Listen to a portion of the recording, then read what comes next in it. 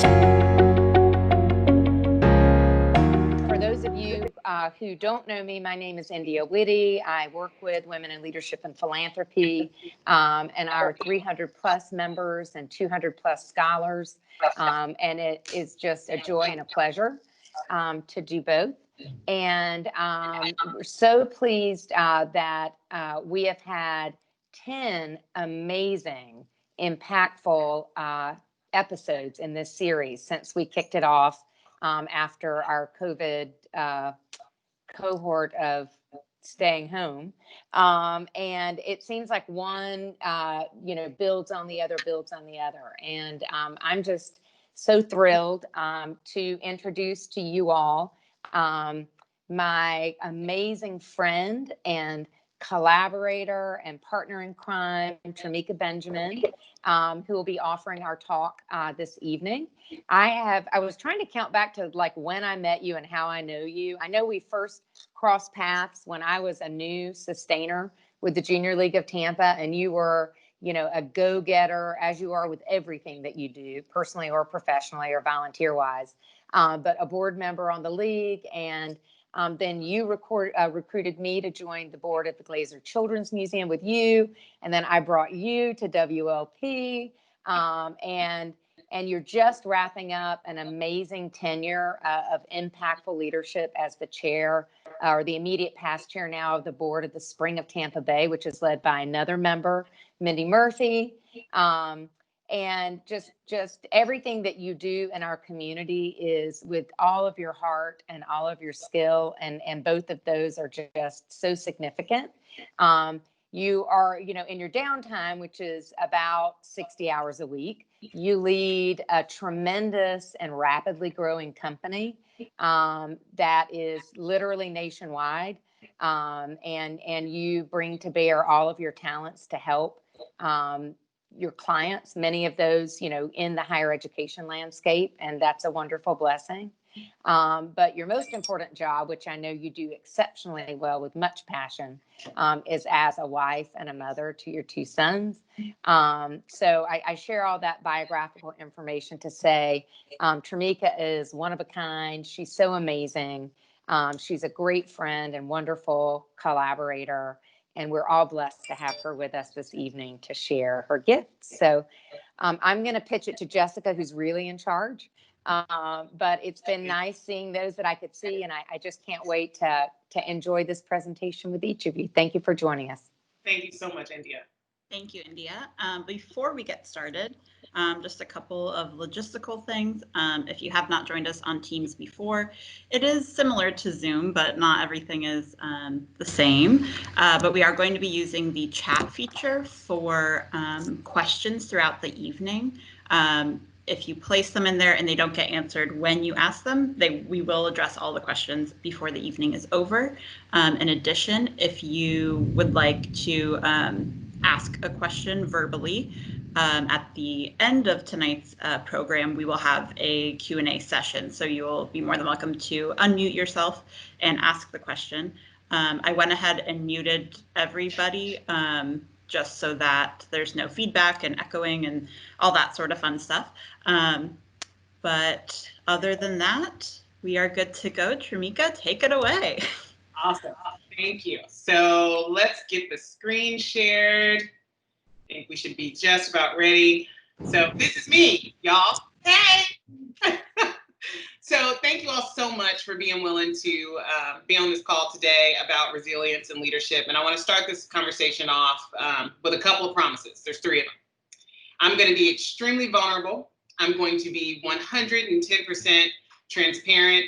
And if you know anything about me, I am going to keep it 3,000% real. So this conversation, the way that I've decided to structure it, and Jessica will attest to this, as I went through each and every one of these videos to figure out what can I contribute to this group of women who are already powerful, already amazing, that could make their lives better. So one of the things that I have promised myself is I'm not going to get too deep into higher ed, so I'm going to hold myself accountable to it.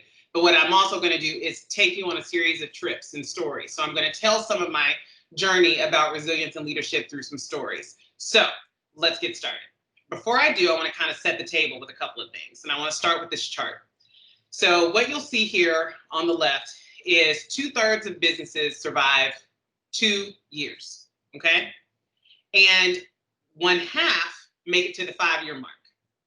And then you have this lonely 1/3 to make it to the 10-year mark, okay? And of all of those businesses that we're talking about, let's talk about the ethnicity of those groups, right? So 2.2% of them are Black owned, 5.6 are owned by the Latinx community. The Asian community is owned by 97%, and then you have 82.6% of white.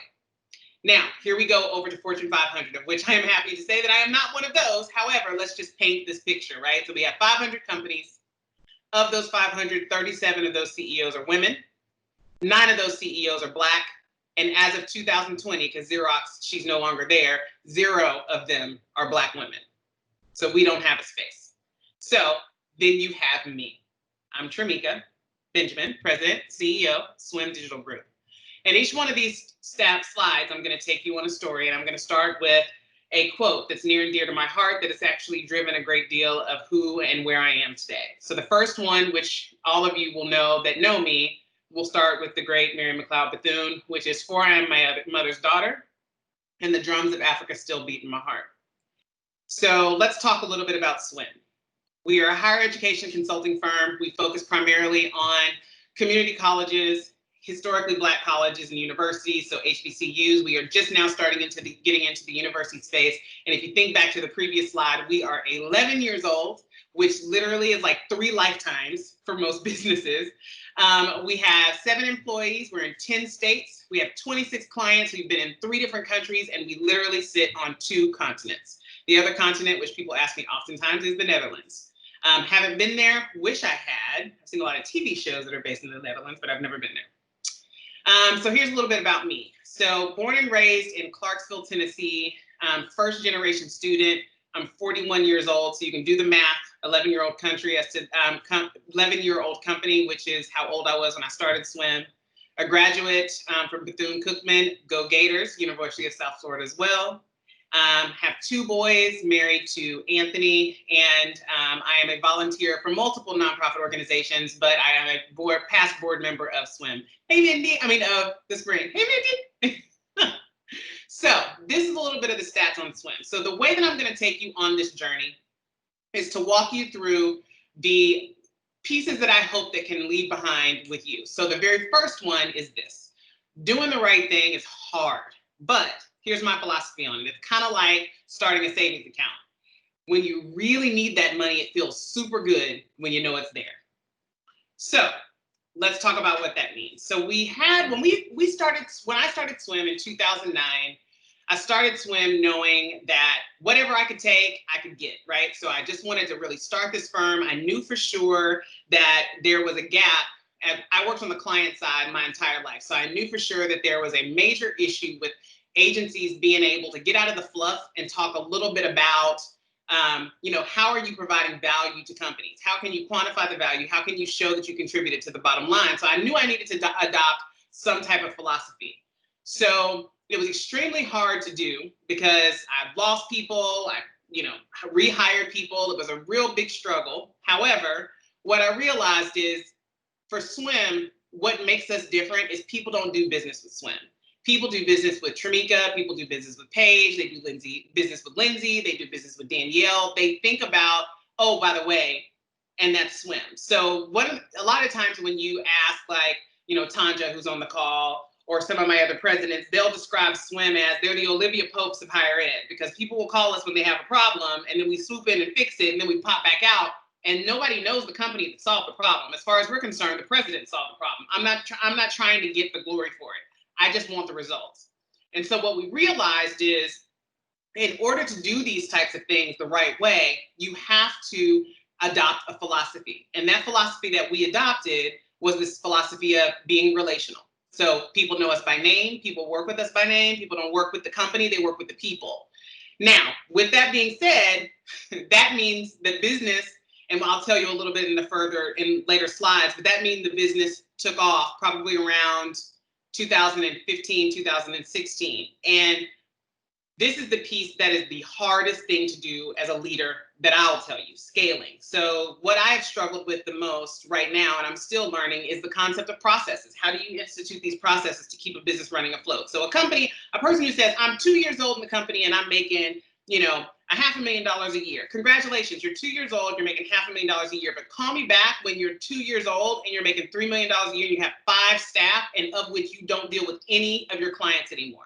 Because that's when you have to lean on process, policy, and making sure that the people you're hiring and you're bringing on board are the people that can adopt and believe in that philosophy of being relational. So there's times where, I find myself in this chasm of, do I get into what Paige's business is and how to handle this client because it's not being handled how I want? Or do I answer this question for Lindsay? But I have to remind myself that if I am going to scale, I have to make sure that people have that same philosophy that I have, and they have the same passion that I have, which leads to then technology, right? So yeah, I'm going to throw up a Wix website. I'm going to throw up a website for WordPress. But then, oh my gosh, I went from $500,000 to $1 million, and $1 million to $2 million. Well, the technology doesn't support that now. The websites don't support it. We don't have the right servers. We don't have the right of anything. We didn't even have the right financial institution. We recently moved to, well, not recently, but we moved over to Pilot Bank because they fit the size of the firm that we had. Staff resources, we didn't have the right hiring processes. We didn't have, there's so many things associated with, as a leader, doing the right thing rather than just doing what's right. You just can't check these boxes. You can't just say, oh, okay, so I'm growing, so now I just need to hire a consultant to come in and do my HR work, and I need to hire a bookkeeper. It's far more complex because you have to say to yourself, who do you want to be in 5 years? And where do you want to be in 5 years? So these are the types of things that was extremely important to me as we were trying to grow this company at this particular time. So leads to change. Change is super, super scary. I can't tell you how scary it was when we started to do some of the transformative work, when I truly realized what the passion was of swim, and I made some really scary decisions, which I'm going to tell you about, that drove how it actually shaped who I am as a person right now. So let's talk a little bit about it. So 2017, I hated my job, hated it. All of a sudden I had this business, was running on autopilot. We were just kind of taking it, might have been 2016-ish, but we were just taking business as it came. Oh, SeaWorld, you want? Yep, SeaWorld, we got you. Oh, NASCAR, yep, we got it. Oh, this bank, yep, we got it. Oh, yep, such and such shoe company, we got it, we got it, we got it. So were we making money? Yes, but the team didn't like their job. I had high turnover. I was so focused on landing deals. I did nothing that made me excited about waking up in the morning. And I honestly felt like my staff got to a point where they just didn't have that passion, which leads to the quote that I have here. I've learned over the years that when one's mind is made up, this diminishes all the fear, and knowing what must be done does away with all of the fear and all the scare you have. So I sat down, we were at the airport. I think I was with Paige. We were at the airport, and I turned to Paige and I said, Paige, I hate this job. She's like, I'm not loving it right now either. I was like, I don't know what the hell to do though, because we're making money, we're doing great. And so I get on the plane, fly home, go to bed, wake up that morning. I told my husband what we were talking about. We just weren't happy. We didn't like it. And he said, well, if you had to think about what makes you the most excited about your job, what is it? And I got excited because we implemented, sheer coincidence, for Tanja. She's now the president of St. Petersburg College, but when she was vice president, we implemented a CRM for them.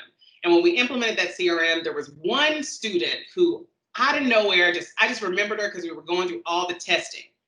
And this student, I participated casually. Tanja was like, I've got this graduation, such and such, such and such. And I was like, I've never been to a community college graduation. What the hell, I'll go, right? So I go to the graduation. Sure enough, y'all, the girl walked across the damn stage.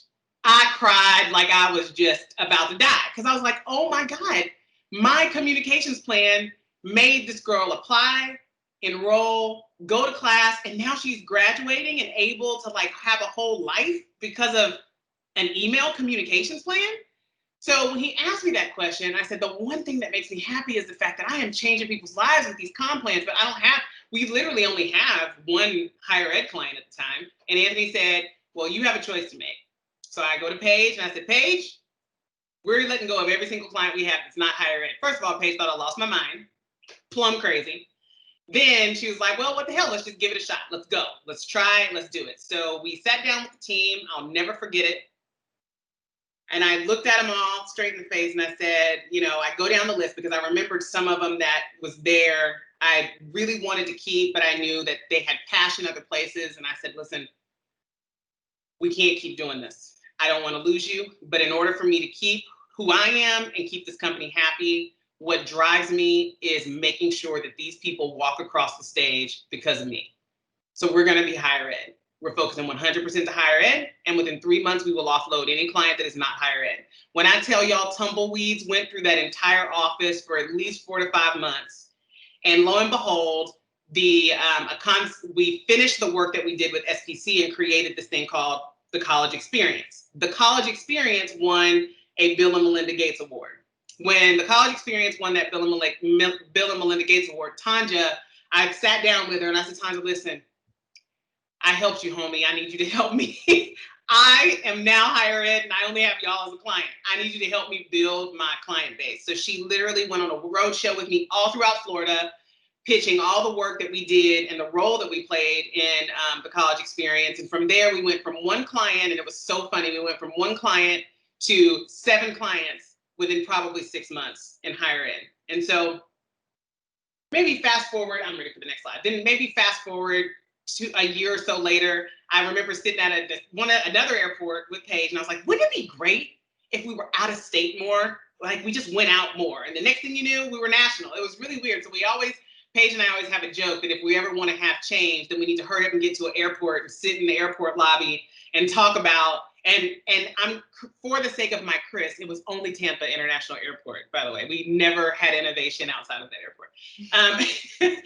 So, you know, my point is that work happens just by literally putting it into the air. And so fast forward, in order to make true change, I had to push a lot of these boundaries. So now here I am, I'm the youngest, the only female, the only African-American doing higher education consulting in the country. So we're going to these massive trade shows, and it's just me with my female black face and all of these other men who are white and much older than me talking about how amazing their businesses are.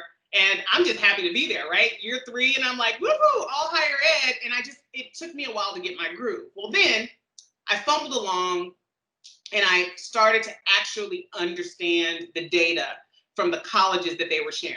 So this quote is what drives me in this space. Once you are aware, there's nothing that you can do when you're not aware, but once you are aware, you can't help but change. And this is so true, because once I realized that community colleges lose roughly 40% of its students from a fall to fall term, and some of the reasons that they're struggling is because these students are making C's or lower, these students have holds for various reasons, students withdraw from courses because they feel like they can't make it, just various reasons. And then when I realized that African-American males 26 years or older is twice as likely to have this problem, I'm a fool if I don't do something about it. What is my place? Now that I know, what do I do? So this was when we reached a point in 2019 where the work that we've done didn't change. The work that we do didn't change. Our communications plans didn't change. Our process maps didn't change. Our secret students didn't change. But what changed was we looked at the concept of retention and student success in a different way. And this is what propelled our business to the point where we're able to happily boast that for the past 5 years, we've grown 100%. But we grow 100% not because there's a magic potion and Trimeka knows something that other people don't know. It's because I listen. I see that there are 26-year-olds and older African-American males who feel like they don't belong in a place where this is their chance to make systemic change and change generational poverty. So what was my role? My role is to make a change in how I communicate, how I build those communications plans, how I build those retention models, how I coach those advising teams. What do I do to make sure that they understand the importance of equity and inclusion? Not this concept of equality. I think that's crap. What I care about is equity, and I believe in inclusion and making sure that people have an equal place at the table and have an equal opportunity for that change. Next slide. So if I'm going too slow or too fast, just put in the chat, hurry up, Trimeka, by the way. So so here's one thing about me, I am not afraid to fail. I challenge myself at all times to be realistic, transparent, and do something about it. Failure is something that I'm not afraid of. If I think I'm going to do something wrong, I'm going to do it anyway so that I can learn, because oftentimes failure is where you learn. Success is not where you learn. Trimeka, you did great. Trimeka, you're awesome. Okay, fine. Trimeka, this is what I would change. Trimeka, this is what I would do different. That's where the growth is. That's where the long stretch is of what takes somebody from being, oh yeah, you know, I know that person, they're all right, to you've got to spend a couple minutes with this person. Because there's at least 10 people on this call today that I call multiple times to say, let me get your thoughts on how I should handle this situation. Hey, I want your advice on this. How should I tackle this? So I just want to make sure that it's important for us to live in those failures and not relish in them in a way where we're not doing a good job. Sit in them as a point of reflection and think about, what can I do differently and what can I do better? Speaking of failures, let's talk about the realities of COVID for me. So I'm going to start with this quote, because this is literally what got me through the past 6 weeks without passing right out on the floor. We may encounter many defeats, but we must not be defeated. So SWIM, as a consulting firm, we grow business from conferences, from opportunities for me to speak about the work that we do. And so we each year project how much money we think that we're going to make. So each one of these conferences are conferences that generate a great deal of revenue for the firm. So when all of these were canceled, this money just didn't exist. Okay, so the money was just not there.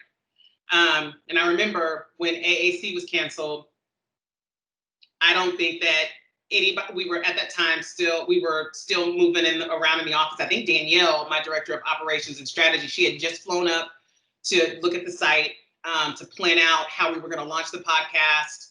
And then we got to a point where we realized that one was canceled. Then, you know, the office, everybody was crickets, quiet, right? And so at that point, I just had to kind of stay as positive as I possibly could, because I didn't want the team to panic. And then we had the acro. And then when we had this conference canceled, I think that's when the team started getting worried. And then when HLC got canceled, I think the team was like, what does this mean for us? However, what I realized was we pivot when we're in situations like this, right? So what I did was, what does this mean, Trimeka? What does this mean for me? What am I going to do? So what I realized was I had a conversation. I have what I call the Titans of Higher Ed. And I got on a call with a dear friend of mine, and I said, listen, I don't have these conferences anymore, and I'm trying to think of a win. So as we were having this conversation, he said, okay, well, why don't you pull us all together and figure out what do we care about? So I pulled together 25 college presidents throughout the country, and my exact question was this. And this is one of the things that I think is important, not the higher ed component, so I don't want to bore you to death. I'm hoping that you're getting from this the way that I'm solving these problems, right? So I said, I don't know the answer. I'm not this magical genie. I'm pulling together a whole bunch of people that I know for sure has the money to somehow pay me for something, and said, here we are, COVID. We have no idea what's going to happen. What are the things that you care about, and what are the things that you're worried about? And they just started blurting them out, blah, blah, blah, blah, blah. And I mean, out of all 25 of them, you know, at least 18 of them said, I have no idea how my babies are going to graduate. I have no idea what I'm going to do. So I was like, that's interesting. So I go back to the team, and then I had a conversation with that president. I said, give us a chance. We'll do your graduation for you. Let's see what happens. We've never done it before, because we support him a great deal anyway. So I was like, we've never done it before. We have no idea what we're doing, but you know we do good work. Let's give it a shot. Let's do this virtual graduation. She's like, let's go for it. Let's do it. And so I said, okay, well, if he trusts us this much, what the hell? Let's just ask everybody in the country. So we did. And so we went all out, and we were able to sell 5 colleges in 4 weeks. So think about it. Think about what you did 4 weeks ago into today. We graduated 15,000 students virtually. So we received all their diplomas. They received all of their videos of their graduation ceremonies, all of the videos of the presidents conferring the degrees, the valedictorians, the faculty, the pomp, the circumstance, every YouTube channels, full reveals, everything. 4 weeks. Did the team sleep? No. but it was fine. What we did was 65% of that revenue that we lost, we got back from the pivot. So what's important is not the setback. The pivot is what matters. And I believe that when I look at my team and they think about how I led through COVID, they're going to think about the pivot. They're not going to think about COVID. They're going to think about how in the hell did my boss somehow pull all this money out of nowhere? The way I did it was because of them. It was just an idea. And my husband says this to me all the time. Trimeka, you have all these ideas, but execution matters. I could not have done this without this team, because I literally went to them and said, here's what we're going to do. And they were like, I don't know what you're talking about, but we'll figure it out along the way.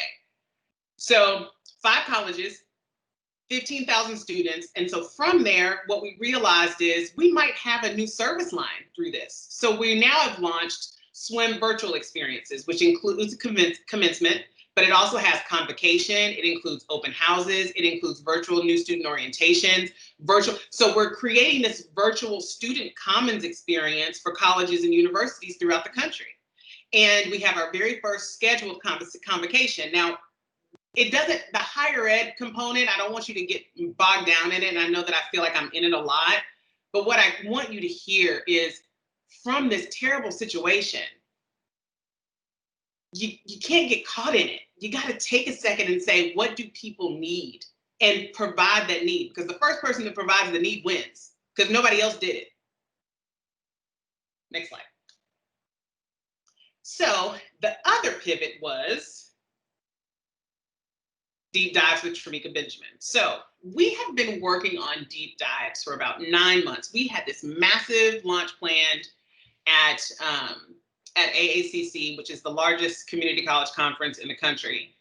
And, none of that happened. So we had to figure out, what does this mean? How do we make sure, because, in community colleges, they have these titans of higher ed. My first season is literally all of the titans, like all of them. Boom, boom, boom, boom, boom, right down the line. So I said, how on earth am I going to give them the recognition that they deserve? And how am I going to make sure that I stay true to the brand? So if you haven't already listened, Dr. Tanja Williams was my very first one. She's one of our titans in our very own community. So anywhere you listen to podcasts, you can listen to our episode. I've heard through the grapevine that it's pretty amazing, awesome, just stupendous and awesome. The host is great, and actually the guest is I. So I don't know, but I'm a little biased. So anyway, seriously. So here's why I created it. What I realized through the years that we've been 100% higher ed is higher ed is really they have this very scientific approach to everything that they do, to the point where they don't have real talk. They're not having real conversations about real problems, especially at the executive level. So what people know me for in higher ed is Trimeka is going to give you exactly who you're talking to right now on this call is exactly who you're going to get as a client. So I had a unique platform where presidents were very comfortable being honest and real and vulnerable with me. So what I wanted to do is take advantage of that, because I'll have one president who's like, I'm a brand new president. What should my legacy be, Trimeka? Help me build my legacy. Well, nobody can help you build your legacy. Hey, Trimeka, what's Tanja doing down there in St. Pete? I see her enrollment's up. Well, did you ask Tanja what she's doing down in St. Pete? Why don't you just call Tanja? Well, I don't want to call her because I don't want her to have to know that I'm down 45%. Well, she probably knows, number one. And number two, just call her. She'll just tell you what to do. So one of the things that I did, I said, you know what? I'm just going to bring it directly to them. So we're going to create deep dives with Trimeka Bejamin, where we can have these very direct conversations. But the key is, and what you'll notice is, the advice is very vulnerable, actionable, and what these executives are saying are things that people can turn around and use and claim for themselves. And it was interesting because when we started it, because I have all these big ideas, and then I'll turn around to like Paige and Danielle, nobody's going to listen. Nobody's going to like it. It's going to be stupid. It's horrible. It's horrible. It's horrible. And they always get annoyed because I do this to myself every time. So we started off at literally 1,116. I was like, I told y'all nobody's going to listen. And so the education category is anything. So how to tie your shoes, how to fish, anything that teaches, it's the education category. I really wish they had like higher ed, because I'm also competitive, so that then I could be like, I'm number one. But the reality is that they don't, because I was literally trying to slice it and dice it 17 different ways to kind of give a better number to y'all today. But to think about it, in 2 weeks, we went from 1,116th place to 145. 2 weeks, just 2 weeks, and just Tanja. We haven't even launched the rest of them. It's crazy. We haven't even promoted them. So we're really excited about this. And who you see on the left is Dr. Merle Irvin. He's the president of Hennepin Technical College, and he's going to be our first one for season 2, which has a completely different approach that we're super excited about. Next slide. I was actually trying to go to the next slide.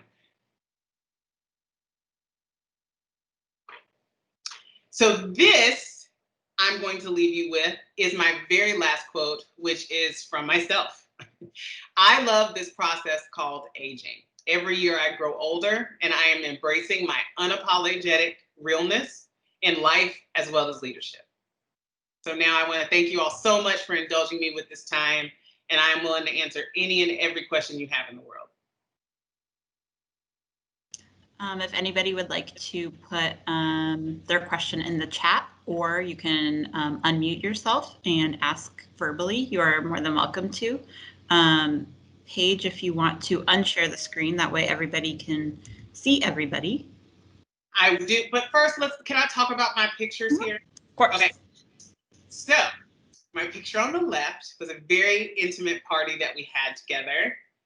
And my picture next to that is when I won top 40 under 40 at Bethune-Cookman. And my very first trip to the Capitol, Yvonne, I don't know if you knew this, I think I rode, I don't remember who I rode there with, but this is literally everybody, like Mindy, Yvonne, everybody, all of y'all are in there. This is our 10th anniversary for Delta Sigma Theta. This is my picture. That's me looking sass over there to the right. I tried to get more of myself in it, but then I felt like it was just flat out vain, so I had to stop. And this picture, Bamitra, if you're on the call, this is the very first day we met. You took this picture and we hadn't even spoken. You actually turned and said to me, why do we not know each other? That was when you did that. And this is a picture with me and Jane. I of course, I know Jane because she helped me a great deal with Athena. However, the person that was with us was like, could you help me take a picture with Jane? And I was like, girl, please. Yes, we're gonna take a picture with Jane. So this is the picture with Jane.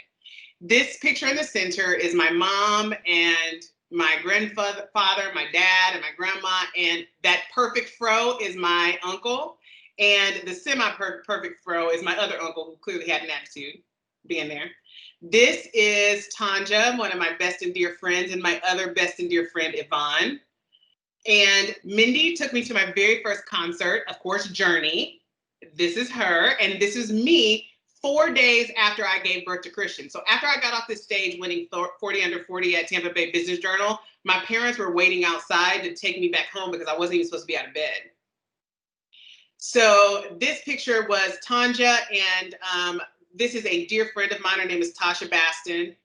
The next picture I had to put, just because anybody on this call knows what happened that day, that was there, but I hate y'all for laughing about it, but I fell in the lake, whatever, shush. And then the two pictures below, so this is me and my mother who she's my best friend, she hates taking pictures, and I got her to take a picture this one particular day when we were shopping. And in this picture, I was coming, me and my dad, I was driving back from Jacksonville when I was pitching business, and I'll never forget it. He said, come by the store. He's a manager at Walmart. He's like, come by the store. I want to see you. I want you to come by. I was like, Daddy, I don't feel like swinging by, but I was coming back to Tampa. And he was like, come by. And he hates taking pictures. He said, take a picture with me. And I took it. And up at the top right, this is the love of my life. Just my everything. This is Anthony, my best friend. And then these are the two most amazing, and I am a little biased, boys. Christian is on the left and Anthony is on the right. So I just felt like it was important to talk through these pictures because when I think back on my life, all of these people played such an important role of who I am. I couldn't be here without them. So now you can stop sharing the picture, the thing page. Because I don't want to cry. Excellent. Thank you so much for sharing. Does anyone have any questions or comments, thoughts, feelings? We can just love on Trimeka. May I ask a question? Of course, go ahead. Oh, I didn't have my hand up. I see people with their hands up, so I'll do a fast one. Okay. Trimeka, I just wanted to know what's next for you. It seems like you're always thinking forward. So what's next on your agenda? Is this Elizabeth? Hi, Elizabeth. Hi. So, we have a couple of things in our pockets. So we are, now that we have launched Deep Dives and we're focused on season 2, what we realized is that there's one of the things that swim does is when we come in, there's some restructure changes that have to be made in colleges. And so they turn to me and they say, well, who's going to help me with my financial aid? Who's going to help me with my advising? So we are working on building out a service line related to supporting that. So thank you for asking that question. Excellent. And then I see Tanja has her hand up. You can go ahead. Thank you. Excellent presentation, Trimeka. Not because I was in it, but thank you very much. That's you know, awesome. One of the things that we as women find is that we are very emotional leaders and we carry a lot on our shoulders. We do tend to work double hard to make sure things are going well. And so my question for you with pivoting, which seems to be a new word now, pivot, and I think that that's something that we as women have done all of our lives. We have pivoted, we have reinvented, we have started over, we've done a lot of changing. How in the world do you take care of yourself and pivot at the same time? So that's a great question. So when we first, COVID has given me a lot of gifts, and I am able to say that because I also got the gift of COVID, right? So in addition to that, I had the opportunity to just slow down. So, I don't know if I shared this, but I was on the plane an average of 3 days a week. So it's interesting, when I was working at NASCAR, I goofily was sitting behind Denzel and his wife at a basketball game, and I'm in love with Denzel, right? So I didn't know what to say. I rehearsed it. And so I turned around and I was like, nice weather. That was what I said, y'all. Nice weather in the basketball stadium? What the hell was I talking about? But anyway, so then he said, he made a joke and he was like, well, when you ask for rain, sometimes you get a thunderstorm, right? So to your point, Tanja, when I asked for rain, God gave me a thunderstorm. I was traveling 3 days a week. I mean, it was crazy. I had zero time with my family. It was just hard to think about even strategically where I wanted to be as a company. So what I've been able to do to pivot and to do self-care every single morning, I wake up and I have my workout clothes now right there, and I get up and I go out, and me and Anthony and I, we literally walk and we pace. And so if the kids are still asleep, we'll do it like right in our cul-de-sac, and we try to go 10 times, and we don't bring our headphones. And those of you who know my husband, he's an introvert, so this is painful, right? He really just would prefer not to talk, but he just knows I got to do it, right? I have nobody else to talk to. So we just talk it out. We just talk about random things. Like, here's what we want to do with this house that we want. And here's how I'm feeling. And here's where I'm at with my, with being at home.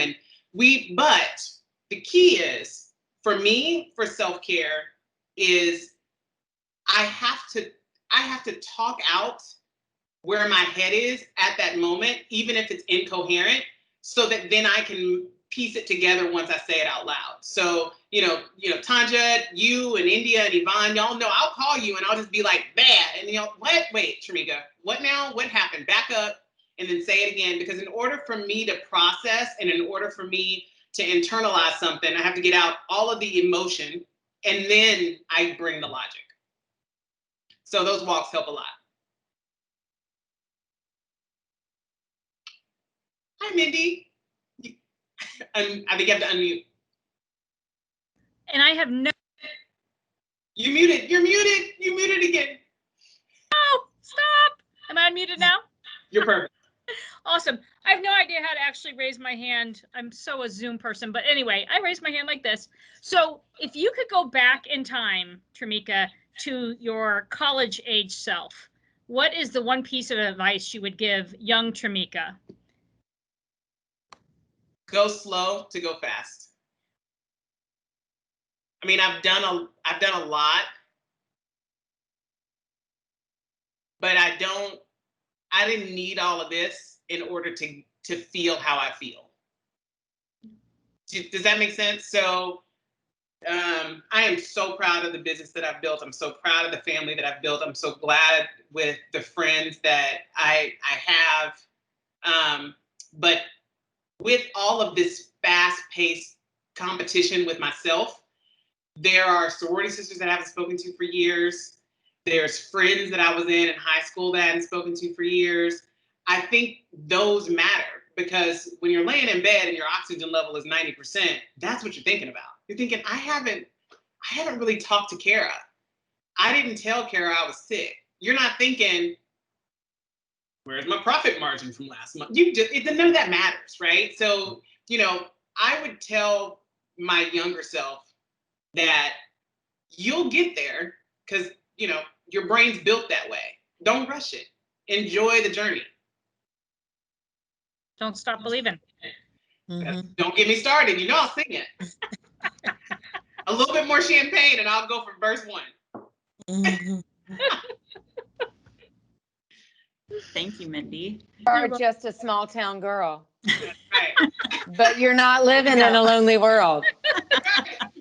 My train's going everywhere. Okay, anything else? Anything in the world? I hope I'm not boring y'all.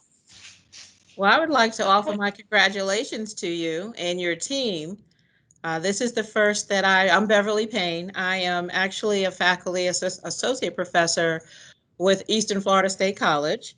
I'm going to give you 3 areas that I'm connected to. I am one of your sisters. I am a soror. I'm with the Brevard chapter, yes ma'am, of Brevard County Alumni chapter of Delta Sigma Theta Incorporated. And the young lady next to you, I'm going to do this because I'm going to throw these accolades back, because when you meet people in a network, you want to make sure that when you come back to see them again, that they know you remember who they are. And so I'm going to remember this day, because coming in, I wasn't sure what this was going to be about, but I said, let me tap in to find out more. And I'm so thankful that I did. But Dr. Tanja Williams, we actually met at the African American Student State Organization when I was chair. So see how that circle comes back around. So it's an awesome opportunity just to sit in and understand what you're doing. But my congratulations are to you, because listening to what you've done in a short period of time is outstanding. I've been in education for 27 years, and I do understand that trying to achieve certain goals and measurable goals, especially within the educational system, is not always obtainable. And so you've come up with a construct that really is going to really impact people.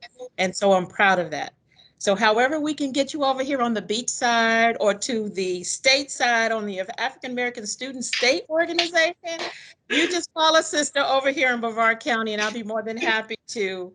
Even if we got to start small with my small group, I would be more than happy to do a Teams meeting. We're going to not let COVID stop us. So however we need to do this, I'm all for it. So continue your goals and whatever it is that you are doing. I'm glad that I tapped in tonight. So I'm glad you did too. Thank you so much. thank you. Thank you. Nice seeing you again, Dr. Williams.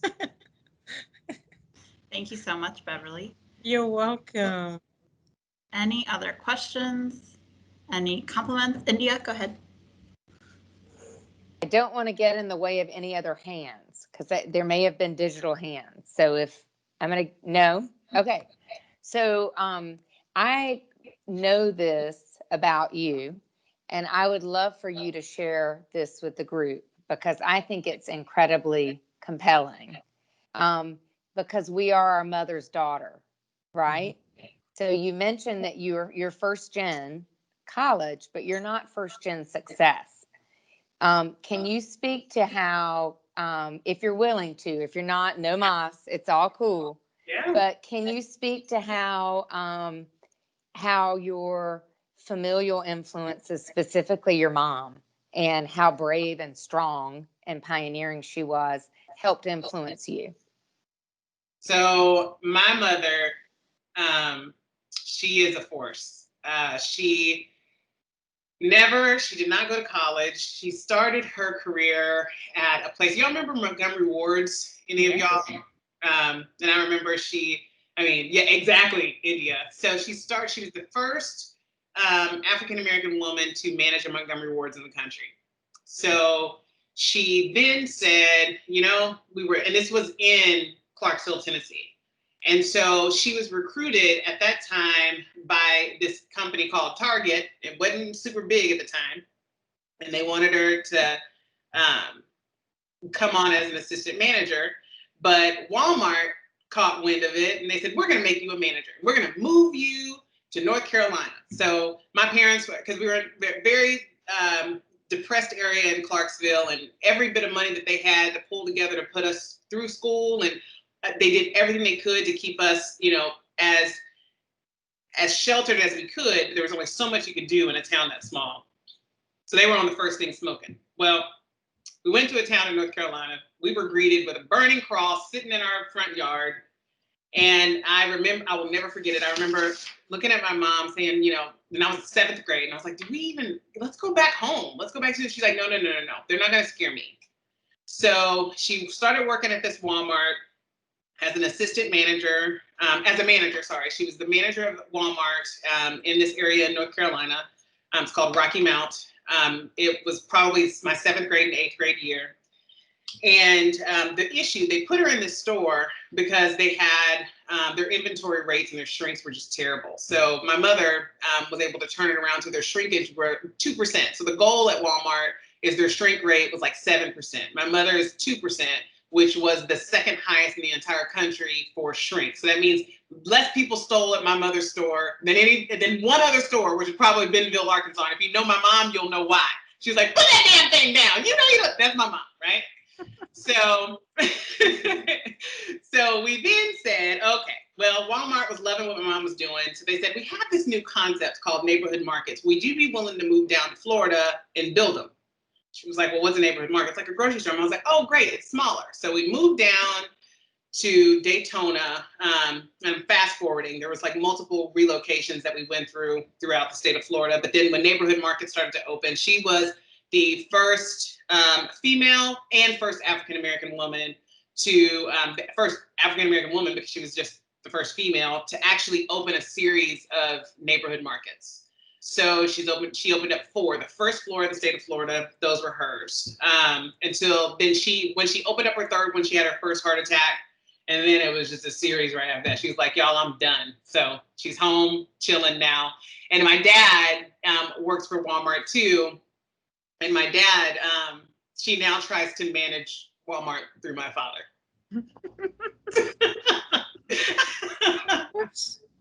Of course she does. It was very interesting. She had a conversation with Anthony one time, and she was like, this is basically my money. This is what they're not doing right. And my husband, who we all know Anthony, he looked and he said, trust me, Miss Teresa, that's not your money. So thank you for asking that, India. I wish my mother knew. Hi, Robin. Hey, I want to thank you for sharing that story. That's probably, you said a lot of inspirational things tonight, but your mother really is inspirational. So thank you for sharing that. Thank you. A lot to learn from that. Yeah. And it's interesting because I have a lot of times where I'll call my mom and I'll say, Mom, this is what's happening and this is what's happening. And she always puts it into perspective where, honey, I trust you. I think that the decision that you're going to make is right. And then she'll do something like this. It never fails. It reminds me of a time, and then she'll talk about like that time where I had X put all over my car. Is that kind of what you're talking about, Mika? And I'm like, well, damn, no. I said I had a bad day from an email. Jeez, Mom. Bye. I can't with you. So, yeah. One of the things that I really like about this group in the discussion, Trimeka, is one, the transparency. I think that as women, we don't do that enough to be able to share the truth of how we feel or what we've experienced. But you also brought solutions. And I think that's very helpful to be able to hear how another woman, especially leader, can share, this is how I solve it, this is how I do it. But to me, the vulnerability is very important. We can learn from each other when we're willing to pour out a little bit more about our truths.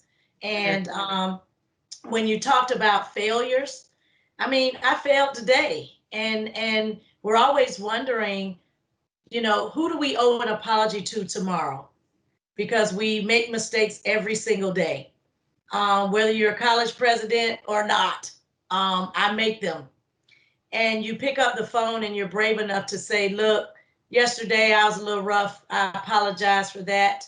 That's not really becoming. And you got a little bit of Shaniqua and yesterday. It wasn't Tanja that you were speaking.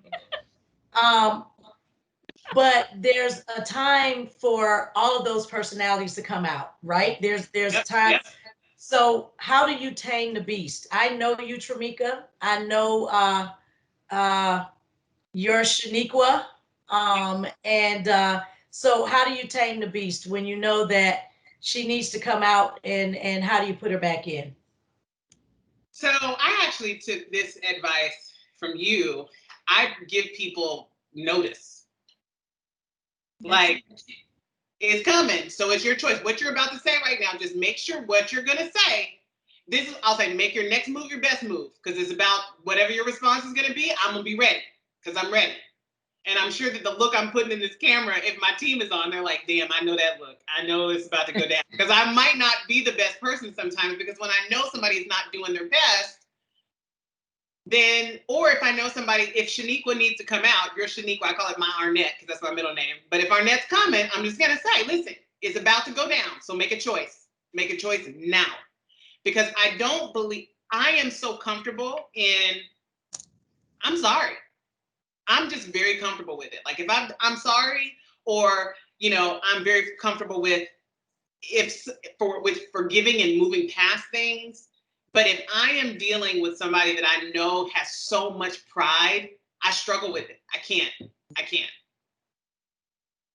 So, we're still waiting on the book from Shaniqua and Arnett. The two of you could write it together. I'm waiting for the book. That might be what's next. I have a photo album, but it needs narration. Mindy, I don't think that would be appropriate language to put into a book.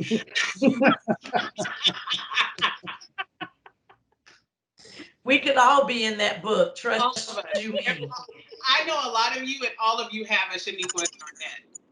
Listen, mine is called Maria Conchita. That's what mine is called. I love it, Chris. I love it. I just want to tell y'all thank you so much for indulging me for this time today. It's always a very scary experience to talk to this many women that you respect and admire this much. And the fact that you all are here and listening, and I hope that you at least took one thing from this day. It means a lot. So thank you. Chris, are you driving? Yeah. I am. I did not want to miss it, but I'm on my way to dinner. Please be safe, Chris. Listen, that's why I had it my camera off, because I didn't want anybody to give me grief. I love you, Chris. Thank you. I would like to share one more thing that I think, since you said that we all have this other side of us. I recall, and this is in church, so I'm going to say this. I used to be the director over the media ministry, and I have this thing that things have to be in a right place and done exactly right for the mission to be accomplished. And I used to tell a team, and I think about this, I used to tell them if they didn't get it right, I was throwing them over the balcony. And so one of the guys, he used to always, I'm like, okay, don't mess with me, because if you don't do this right, you're going over the balcony today. And so, that metaphor is that when you push people, you push them to make sure that they get it right. So that was what came to me. So I thought that was kind of humorous for a church, especially, when you're supposed to be angelic and supposed to be polite. It was like, do this or go. So you're going to get tossed, but continue to do well. Continue to do it however we can best help. I'm all for that. But thank you for your time and your knowledge this evening. Thank you. Thank you so much. And thank you, Jessica. Thank you, India, so much. Way to go, team. Thank you, Trimeka. This was amazing. We appreciate you. Great night. Thank you, guys. Bye. Thank you. Bye-bye. Nice seeing everyone.